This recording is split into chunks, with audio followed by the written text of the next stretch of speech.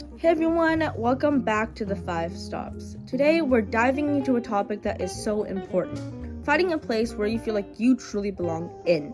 For me, that place was my current school, ISRM, and it taught me some very powerful lessons about adapting and connecting. But I'm not the only one who's been on this journey. Joining me on this podcast is Eva, who's ready to share her own story about finding her own place. Welcome to the podcast. Thanks for having me. It's such a relatable topic, and I'm excited to talk about it. So, let's start with your story. What was it like for you transitioning to a new school?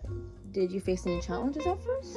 Oh, for sure. When I first moved to ISRM, I felt really out of place, and it was hard to figure out where I fit in, and I didn't really know how to connect with people at first. I can totally relate to that. When I started at ISRM, it felt really overwhelming at first, but then I realized something. Almost everybody here has gone through a similar experience, which made it easier for me to connect with people. Did you have a moment where things started to feel more comfortable for you? Definitely. One day I was talking to someone in my class, and we bonded over how it was awkward being the new kid. It was such a simple conversation, but it really made me feel like I wasn't alone. That's exactly how it was for me.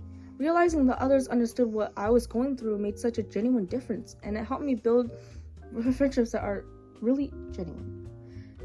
How about the academics? Did you find it hard to adjust to the new structure? Oh, that was a huge adjustment for me. Everything was so different from my previous school, and it really took me a while to get used to it. But once I found a rhythm, it started to get easier and easier.